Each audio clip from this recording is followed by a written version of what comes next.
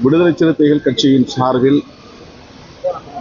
வருகிற மே 31ஆம் தேதி நடைபெறுவதாக அறிவிக்கப்பட்டிருந்த மதச்சார்பின்மை காப்போம் பேரணி ஜூன் 14க்கு தள்ளி வைக்கப்பட்டிருக்கிறது. ஜூன் 14 நடைபெறவுள்ள மதசார்பின்மை காப்போம் பேரணி வக்ஃப் திருத்த சட்டம் மற்றும் குடியுரிமை திருத்த சட்டம் போன்ற சட்டங்கள், அரசமைப்பு சட்டத்தின் உயிர்மூச்சு கோட்பாடாக இருக்கிற மதச்சார்பின்மைக்கு எதிரான தாக்குதல்களாகும். இஸ்லாமிய சமூகத்திற்கு எதிரான வெறுப்பு அரசியல் என்பது அரசமைப்பு சட்டத்திற்கு எதிரான தாக்குதல்களில் ஒரு வகையான உத்தியாகும். ஆகவே அனைத்து தரப்பு ஜனநாயக சக்திகளும் ஒருங்கிணைந்து மதச்சார்பின்மையை காப்பாற்ற முன்வர வேண்டும். அதுவே நம் முன்னால் உள்ள மிக முக்கியமான சவாலாக இருக்கிறது என்பதை வலியுறுத்தும் வகையில் இந்த பேரணி ஒருங்கிணைக்கப்படுகிறது. விடுதலை சிறுத்தைகள் மட்டுமின்றி அரசமைப்பு சட்டத்தின் மீது நம்பிக்கையுள்ள, மதச்சார்பின்மை கோட்பாட்டின் மீது நம்பிக்கையுள்ள அனைத்து தரப்பு ஜனநாயக சக்திகளும் இதில் பங்கேற்க வேண்டும் என்று அறைகூவல் விடுக்கிறோம். இன்று மாலை புதுக்கோட்டையில் எனது தலைமையில் வடகாடு சாதி வெறியாட்டத்தை கண்டித்து ஆர்ப்பாட்டம் நடைபெறுகிறது.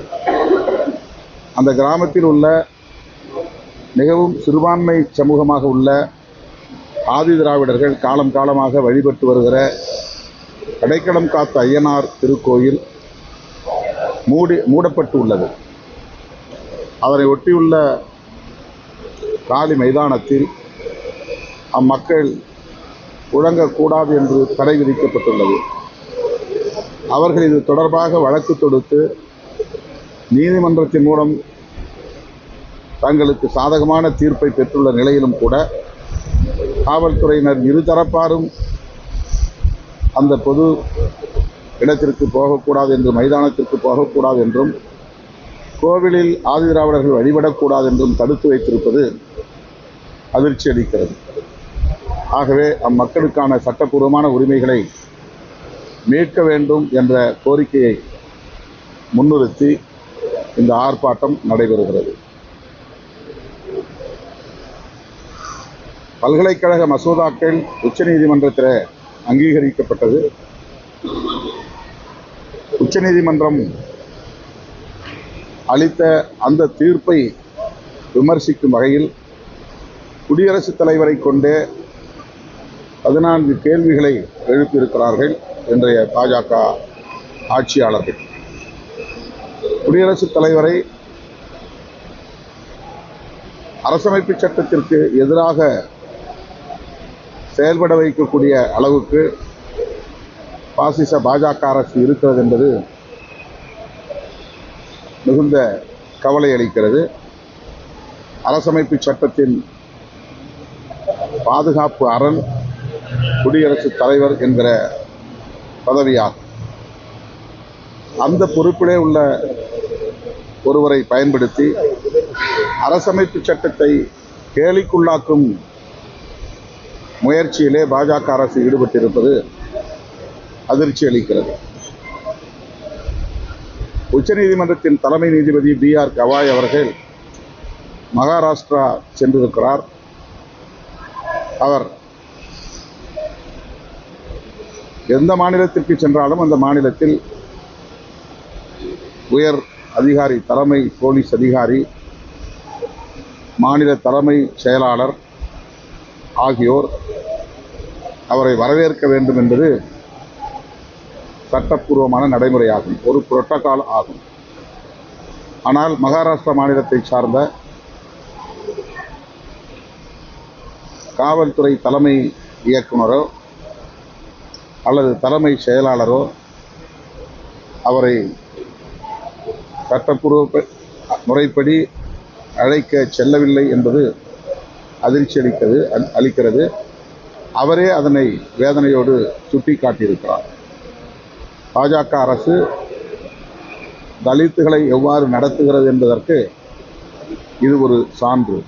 மகாராஷ்டிராவில் முதலமைச்சராக இருப்பவர் பாஜகவை சார்ந்த தேவேந்திர பட்னாவிஸ் அவர்களாவார்.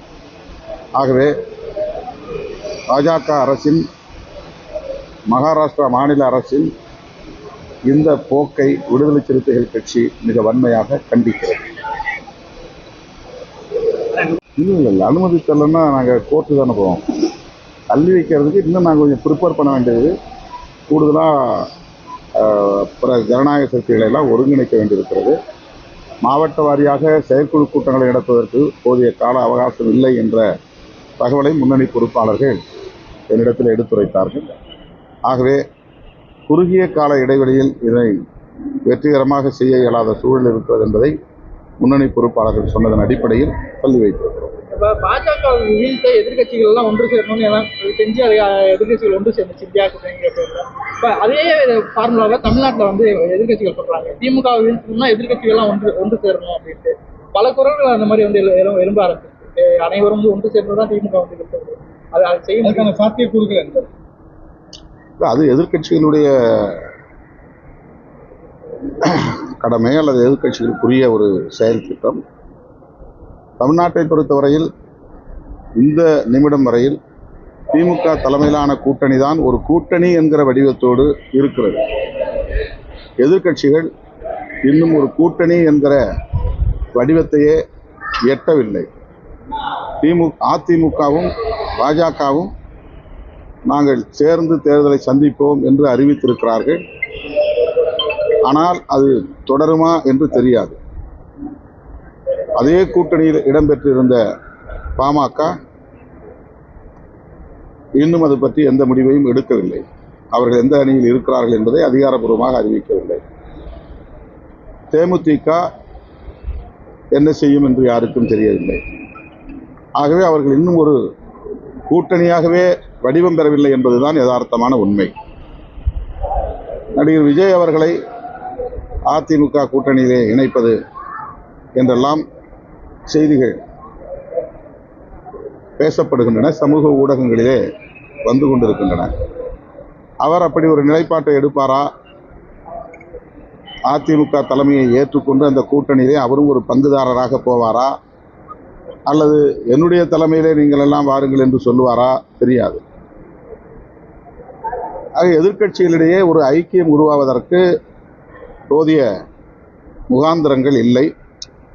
இந்த தேர்தலை பொறுத்தவரையில் திமுக கூட்டணி தான் மீண்டும் மக்கள் செல்வாக்கோடு ஆட்சியை கைப்பற்றும் என்று பெரிதும் நம்புகிறேன். பாரதிய ஜனதா கட்சி வந்து வலிமையான கட்சி மாதிரி வேறு எந்த கட்சி நம்ம பார்க்கல அப்படின்னு முன்னாள் அமைச்சர் சிதம்பரம் சொல்லியிருக்காரு. இந்தியா கூட்டணி வந்து வலிமை இல்லைன்னு சொல்லியிருக்காரு. இந்தியா கூட்டணி வலிமையான கட்சி நாங்க பார்த்ததில்லை, இந்தியா கூட்டணியில வலிமை இல்லைன்னு சொல்லியிருக்காரு. பிஜேபி ஸ்ட்ராங்கா இருக்கு. அவர் என்ன கான்டெக்ட்ல சொன்னாலும் எனக்கு தெரியல. அந்த பேட்டி நான் முழுமையா பார்த்தா தான் தெரியும். ஒருவேளை இந்தியா கூட்டணி இன்னும் விழிப்பாக இருக்க வேண்டும், வலுவாக இருக்க வேண்டும் என்று தேசிய அளவில் அவர் சொல்லியிருக்கலாம். தமிழ்நாட்டை பொறுத்தவரையில் திமுக தலைமையிலான மதசார்பற்ற முற்போக்கு கூட்டணி தான் இந்தியா கூட்டணியின் ஒரு அங்கம். ஆகவே தமிழ்நாட்டை பொறுத்தவரையில் மதசார்பற்ற முற்போக்கு கூட்டணி வலுவாக இருக்கிறது. அது இந்தியா முழுவதும் இந்தியா கூட்டணிக்கு வழிகாட்டியாகவும் இருக்கிறது. இந்தியா கூட்டணி தேவையான நேரத்தில் பாஜகவுக்கு சவால் விடக்கூடிய அளவுக்கான நடவடிக்கைகளில் ஈடுபடும், தேர்தலை சந்திக்கும். இந்தியா கூட்டணி இதே பலத்தோட இருக்குமா, இல்ல தேர்தல் நேரத்தில் கூட்டணியில் பிளவு ஏற்பட வாய்ப்பு இருக்கா? இந்தியா கூட்டணி தேசிய அளவிலான ஒரு கூட்டணி. அண்மையில் தான் தேர்தல், நாடாளுமன்ற பொதுத் தேர்தல் முடிந்திருக்கிறது. ஓராண்டு தான் நடந்திருக்கிறது. அடுத்த பொதுத் தேர்தலுக்கு இன்னும் 4 ஆண்டுகள் இருக்கின்றன. எனவே இந்தியா கூட்டணி என்பது பிரச்சனைகளின் அடிப்படையில் அவ்வப்போது கூடி செயல்பட வேண்டிய ஒரு கூட்டணியாக மட்டும்தான் இருக்கிறது. பாசிச பாஜக அரசின் மக்கள் விரோத நடவடிக்கைகளை எதிர்ப்பதற்காகத்தான் இப்போதைக்கு இந்தியா கூட்டணியின் செயல் திட்டம் தேவைப்படுகிறது. தேர்தலுக்கானது இப்போதைக்கு இல்லை. ஆனால் 26 சட்டமன்ற பொதுத் தேர்தலை நாம் சந்திக்க இருக்கிற சூழலில் இங்கே இருக்கிற இந்தியா கூட்டணியின் அங்கம் மதசார்பற்ற முற்போக்கு கூட்டணி.